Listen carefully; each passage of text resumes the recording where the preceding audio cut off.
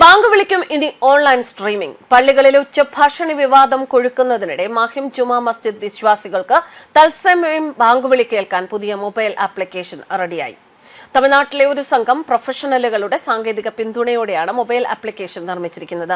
ഇതിന് online ആസാൻ app എന്നാണ് പേര് നൽകിയിരിക്കുന്നത് എന്ന് മാഹിം ജുമാ മസ്ജിദിന്റെ മാനേജിംഗ് ട്രസ്റ്റി ഫഹദ് ഖലീൽ പത്താൻ അറിയിച്ചു. പള്ളികളിലെ ഉച്ചഭാഷണികൾക്ക് ബദലായിട്ടാണ് ആപ്പ് വികസിപ്പിച്ചത് എന്ന് ഫഹദ് ഖലീൽ പത്താൻ പറഞ്ഞു. പള്ളിയിൽ നിന്നുള്ള ബാങ്ക് വിളിയുടെ സമയത്ത് തന്നെ മൊബൈൽ ഫോണുകളിലൂടെ അതിന്റെ തത്സമയ ഓഡിയോ സ്ട്രീം പ്ലേ ചെയ്തു തുടങ്ങുമെന്ന് ഫഹദ് ഖലീൽ പത്താൻ അറിയിച്ചു.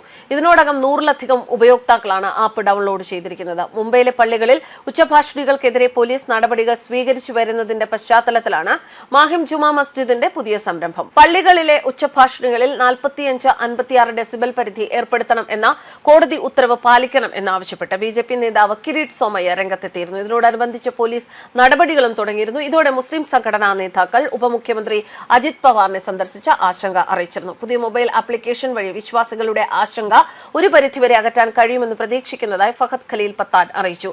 വിശ്വാസികളായ മുസ്ലിങ്ങൾക്ക് 5 നേരത്തെ നമസ്കാരം നിർബന്ധമാണ്. നമസ്കാരത്തിനുള്ള സമയമായി എന്ന് പള്ളിയിൽ നിന്ന് വിശ്വാസികൾക്ക് നൽകുന്ന അറിയിപ്പാണ് ബാങ്ക് വിളി. മുഹമ്മദ് നബി തന്നെയാണ് ഇസ്ലാമിൽ ബാങ്ക് വിളി ഏർപ്പെടുത്തിയത്. വിളി എന്ന അർത്ഥത്തിൽ ഉപയോഗിക്കുന്ന ബാങ്ക് അറബി പദമല്ല. പേർഷ്യൻ ഭാഷയിൽ നിന്നുള്ള ഈ വാക്ക് ഉറുദു വഴി ഇന്ത്യ ഉപഭൂഖണ്ഡത്തിലാകെ പ്രചരിക്കുകയായിരുന്നു. മഹാകവി അല്ലാമ ഇഖ്ബാലിന്റെ ഒരു പ്രമുഖ കാവ്യഗ്രന്ഥത്തിന് ബാങ്കേദറ എന്നാണ് പേര്. പാതയുടെ വിളി, പടമണിയുടെ വിളി എന്നെല്ലാമാണ് ഈ വചനത്തിന് അർത്ഥം നൽകി കണ്ടിട്ടുള്ളത്. ബാങ്കിന് അറബിയിൽ അദാൻ എന്നാണ് പറയുക. അദാൻ വിളിക്കുന്ന ആളെ മുഅദ്ദീൻ, ഇത് മലയാളീകരിച്ച് മോദീൻ എന്ന് കേരളത്തിൽ ചിലയിടങ്ങളിൽ പറയുന്നുണ്ട്. ഈ പദങ്ങൾ യഥാക്രമം ആസാൻ, മുയസിൻ എന്നിങ്ങനെ ഇംഗ്ലീഷിലും ഉപയോഗിച്ചു വരുന്നുണ്ട്. തമിഴ്നാട്ടിലെ തിരുനെൽവേലിയിൽ നിന്നുള്ള IT പ്രൊഫഷണലുകളുടെ സാങ്കേതിക സഹായത്തോടെയാണ് ഈ ആപ്പ് വികസിപ്പിച്ചത്. നിലവിൽ ആൻഡ്രോയിഡ്, ഐഫോൺ ഉപകരണങ്ങളിൽ ഇത് ലഭ്യമാണ്. പള്ളിയിൽ നിന്ന് ബാങ്ക് വിളിക്കുമ്പോൾ തന്നെ മൊബൈൽ ഫോണുകളിലൂടെ തത്സമയ ഓഡിയോ സ്ട്രീം ചെയ്യപ്പെടും. ശബ്ദ നിയന്ത്രണങ്ങൾ കാരണം ബാങ്ക് വിളി നേരിട്ട് കാണാൻ കഴിയാത്ത വിശ്വാസികൾക്ക് ഈ ആപ്പ് വഴി തത്സമയം അത് കേൾക്കാൻ സാധിക്കും. പ്രാർത്ഥനാ സമയങ്ങളെക്കുറിച്ചും ഉപയോക്താക്കളെ അറിയിക്കുകയും ഒരു സ്മാർട്ട് വാച്ച് അലർട്ട് സിസ്റ്റം പോലെ പ്രവർത്തിക്കുകയും ചെയ്യുന്നതിലൂടെ ഈ ആപ്പ് ഒരു വലിയ സാമൂഹിക ആവശ്യവും നിറവേറ്റുന്നുണ്ടെന്ന് അധികൃതർ പറയുന്നു. ഡൗൺലോഡ് ചെയ്ത് കോൺഫിഗർ ചെയ്താൽ ഇത് സ്വയമേ പ്രവർത്തിക്കും. ഉച്ചഭാഷണികൾ ഓഫാണെങ്കിൽ പോലും തങ്ങളുടെ സമീപത്തെ പള്ളിയുടെ ബാങ്ക് വിളി മൊബൈൽ ഫോണിലൂടെ കേൾക്കാൻ സാധിക്കുന്നതിൽ വിശ്വാസികൾ സംരംഭത്തെ പ്രശംസിക്കുന്നു.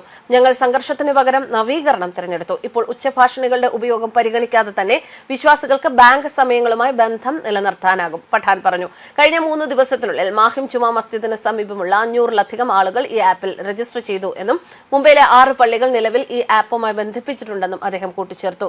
ഉപഭോക്താക്കൾക്ക് ആപ്പ് ഡൗൺലോഡ് ചെയ്ത് അവരുടെ പ്രദേശം തിരഞ്ഞെടുത്ത് അടുത്തുള്ള പള്ളി തിരഞ്ഞെടുക്കുന്നതിലൂടെ ബാങ്ക് വിളിക്കുമ്പോൾ തത്സമയ അറിയിപ്പുകൾ ലഭിക്കും. ബോംബെ ഹൈക്കോടതി ഉച്ചഭാഷണികൾക്ക് പൂർണ്ണമായ നിരോധനം ഏർപ്പെടുത്തിയിട്ടില്ല എന്നും പകൽ സമയത്ത് 55 ഡെസിബലും രാത്രിയിൽ 45 ഡെസിബലും ശബ്ദപരിധി നിശ്ചയിച്ചിട്ടുണ്ട് എന്നും പഠാൻ വ്യക്തമാക്കി. ഈ മാർഗനിർദ്ദേശങ്ങൾ പാലിക്കുന്നതിനായി പോലീസ് നൽകിയ തുടർച്ചയായ നിർദ്ദേശങ്ങളെ തുടർന്ന് ഉച്ചഭാഷണികളുടെ ഉപയോഗം സ്വമേധയാ നിർത്തിവെച്ച് ചെറിയ ബോക്സ് സ്പീക്കറുകളിലേക്ക് മാറിയതായും അദ്ദേഹം അറിയിച്ചിട്ടുണ്ട്. News desk കർമാൻസ്.